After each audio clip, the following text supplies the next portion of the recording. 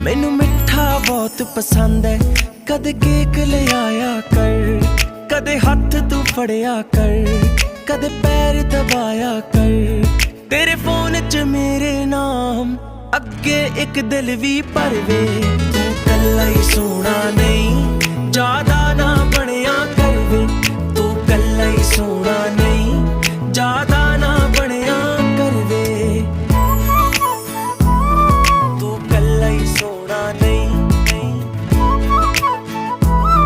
ਜ਼ਿਆਦਾ ਨਾ ਬਣਿਆ ਕਰਵੇ। ਚਾਹੇ ਪਿਆਰ ਨਾਲ ਬੇਸ਼ੱਕ ਮੇਰੇ ਵਾਲ ਨਾ ਪੱਟਿਆ ਕਰ, ਗੱਲ ਪੂਰੀ ਸੁਣਿਆ ਕਰ, ਵਿੱਚੋਂ ਨਾ ਕੱਟਿਆ ਕਰ, ਵਿੱਚੋਂ ਨਾ ਕੱਟਿਆ ਕਰ।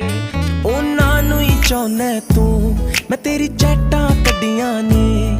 ਸਭ ਨੂੰ ਅਨਫੋਲੋ ਕਰ ਜੋ ਤੇਥੋਂ ਉਮਰ 'ਚ ਵੱਡੀਆਂ ਨੇ।